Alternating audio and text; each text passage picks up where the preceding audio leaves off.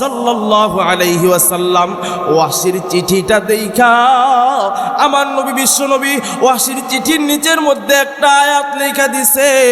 আমার নবী চিঠিটার নিচের মধ্যে যে আয়াতটা লিখছে, আমার আল্লাহ রাব্বুল আলামিন যে সূরা ফুরকানের যে আয়াতটা নাজিল করছে, এর বন্ধু যেই আয়াতটা আমার নবী নিচের মধ্যে লেখা দিছে, ওই আয়াতটা হইল ইল্লা মান তাবা ওয়া আমানা ওয়া আমিলা আমালান সালিহা ফাউলাইকা ইউবাদদিলুল্লাহ সাইয়্যাতিহিম হাসানাত ওয়া কানা আল্লাহু গফুরুর রহিম। আল্লাহু আকবার। আমার নবী বিশ্ব নবী ডাক দেয় কয় ওয়াহশিরে, তুমি আমার চাচার হত্যাকারী, তবে যদি তুমি ইসলাম ধর্ম গ্রহণ করো, তুমি যদি মুসলমান হও, তবে যদি তুমি ইসলামের ছায়াতলে আসো, তোমার জন্য তিনটা শর্ত মানতে হবে। তিনটা কাজ যদি তুমি করতে পারো, ও ওয়াহশি, আমার আল্লাহ রাব্বুল আলামিন তোমার তামাম জিন্দেগির গুনাহ খাতাগুলি মাফ কইরা দিব। সুবহানাল্লাহ। এই বন্ধু আমার নবী বিশ্ব নবী যেই আয়াত লেখা দিছে ইল্লা মান তাবা ওয়া আমানা ওয়া আমিলা আমালান সালিহা ফাউলাইকা ইউবাদদিলুল্লাহু সাইয়্যাতিহিম হাসানাত, এক নাম্বার আয়াতের মধ্যে যে লেখছে ও ওয়াহশি, এক নম্বরে তোমাকে তওবা করতে হবে, ও আমানা দুই নম্বরে ঈমান আনতে হবে, ও আমিলা আমালান সালিহা তিন নম্বরে নেক আমল করতে হবে। এই তিনটা কাজ যদি তুমি করতে পারো, ও ওয়াহশি, তুমি জেনে রাখো আমার আল্লাহ রাব্বুল আলামিন তোমার গুনাহ শুধু মাফ করবেই না, আমার আল্লাহ তোমার গুনাহ মাফ কইরা তোমার গুনাহ পরিমাণ নেকি দ্বারা ভরপুর কইরা দিবে। একবার আওয়াজ দিয়া বলা যাবে কি সুবহানাল্লাহ। এই বন্ধু আল্লাহর নবী বিশ্ব নবী মুহাম্মাদুর রাসূলুল্লাহ সাল্লাল্লাহু আলাইহি ওয়াসাল্লাম ওয়াহশির কাছে এই চিঠিটা পাঠাইয়া দিছে। এই বন্ধু ওয়াহশি চিঠিটা দেখা এই বন্ধু ওয়াহশি চিঠির নিচে আবার লেখা দিছে ইয়া রাসূলুল্লাহ ইয়া হাবিবাল্লাহ, এতগুলো শর্ত আমি মানতে রাজি না। এক নম্বরে ইল্লা মান তাবা ওয়া আমানা ওয়া আমিলা আমালান সালিহা, এক নম্বরে তওবা করতে হবে, দুই নম্বরে ওয়া আমানা ঈমান আনতে হবে, তিন নম্বরে হলো ওয়া আমিলা আমালান সালিহা নেক আমল করতে হবে। ইয়া রাসূলুল্লাহ ইয়া হাবিবাল্লাহ, এতগুলো শর্ত মানতে আমি রাজি না। এই বন্ধু আমার নবীর কাছে যখন চিঠিটা আবার পাঠাইয়া দিছে আল্লাহর নবী বিশ্ব নবী মুহাম্মাদুর রাসূলুল্লাহ সাল্লাল্লাহু আলাইহি ওয়াসাল্লামের কাছে, এর বন্ধু চিঠিটা যখন চলে আসছে আমার নবী আরেকটা আয়াত লিখে দিছে, ও ওয়াহশি, তুমি এই শর্ত যদি মানতে না রাজি থাকো, তবে একটা সুসংবাদ তোমার জন্য। আমার আল্লাহর নবী বিশ্ব নবী মুহাম্মাদুর রাসূলুল্লাহ সাল্লাল্লাহু আলাইহি ওয়াসাল্লাম এই বন্ধু চিঠিটার নিচের মধ্যে আরেকটা আয়াত লিখে দিছে। আমার নবী আয়াতটা হইল আল্লাহা লা ইয়াগফিরু আন ইউশরাকা বিহি ওয়া ইয়াগফিরু মা দুনা যালিকা লিমান ইয়াশা। আল্লাহর নবী বিশ্ব নবী মুহাম্মাদুর রাসূলুল্লাহ সাল্লাল্লাহু আলাইহি ওয়াসাল্লাম এই আয়াতটা লেখার পর এই বন্ধু ওয়াহশিকে ডাক দিয়ে কয়, এ ওয়াহশি, তুমি এত গুনাহ করছো, এত নাফরমানি করছো, তবে একটা কথা জেনে রাখো, একটা কথা জেনে রাখো, আমার আল্লাহ রাব্বুল আলামিন ডাক দেয়া কইছে শিরিক বাদ দিয়া অন্য যতই গুনাহ করো না কেন, আমার আল্লাহ রাব্বুল আলামিন তোমার তামাম জিন্দেগির গুনাহগুলো মাফ কইরা দিবে। একবার আওয়াজ করে বলা যাবে কি সুবহানাল্লাহ। এই বন্ধু ওয়াহশির কাছে যখন এই চিঠিটা আসলো, আল্লাহ রাব্বুল আলামিন এই আয়াতের মধ্যে তো বলছে লিমান ইয়াশা, আল্লাহ চাইলে তোমার তামাম জিন্দেগির গুনাহ মাফ কইরা দিবে, আল্লাহ না চাইলে তোমার গুনাহ মাফ করবে না।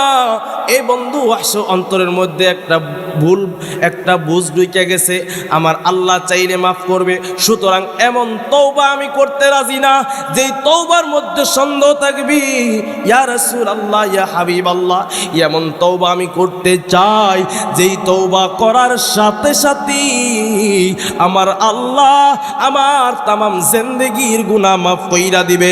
একবার আওয়াজ দিয়া বলেন না সুবহানাল্লাহ। এই বন্ধু আমার নবীর কাছে আবার চিঠিটা চইলা গেছে। আমার নবীজি দেখেন নবীর চাচার হত্যাকারী, নবীর চাচাকে দুনিয়া থেকে বিদায় কইরা দিছি। আমার নবীর চাচাকে দুনিয়া থেকে বিদায় কইরা দিছে নিজের চাচার হত্যাকারীকে ইসলামের ছায়াতলে আনার জন্য, মুসলমান বানানোর জন্য। আমার নবীর কেমন মেহনত ছিলেন, আমার নবীর কেমন চেষ্টা ছিলেন। আমার নবী বিশ্ব নবী মুহাম্মদুর রাসূলুল্লাহ সাল্লাল্লাহু আলাইহি ওয়াসাল্লাম এর বন্ধু চিঠিটার মধ্যে আবার লেখা দেয়, ওয়াহশী, ও ওয়াহশী রে, তুমি আমার চাচার হত্যাকারী, তবে তুমি যদি ইসলাম ধর্ম গ্রহণ করো, তুমি যদি মুসলমান হও, তোমার জন্য একটা সুসংবাদ রয়েছে। ও ওয়াহশী, কুল ইয়া ইবাদিয়াল্লাযীনা আসরাফু আলা আনফুসিহিম লা তাকনাতু মির রাহমাতিল্লাহ। একবার আওয়াজ দিয়া বলা যাবে কি সুবহানাল্লাহ। আমার নবী বিশ্ব নবী মুহাম্মদুর রাসূলুল্লাহ সাল্লাল্লাহু আলাইহি ওয়াসাল্লাম ওয়াহশীরে ডাক দেয়া কয়, এ ওয়াহশী রে, আমার চাচার হত্যাকারী তুমি, আমার চাচাকে দুনিয়া থেকে বিদায় কইরা দিছো, তবে ওয়াহশী একটা কথা মনে রাখবা, একটা কথা মনে রাখবা, হাজার হাজার গুনাহ করছো, হাজার হাজার নাফরমানি করছো, আমার আল্লাহ লা তাকনাতু মির রাহমাতিল্লাহ, আমার রবের আল্লাহর রহমত থেকে নৈরাশ হয় না। যতই গুনাহ করো না কেন, আমার আল্লাহর কাছে যখন তুমি তওবা করবা, আমার আল্লাহ চাইলে তোমার তামাম জিন্দেগির গুনাহগুলো মাফ কইরা দিবে।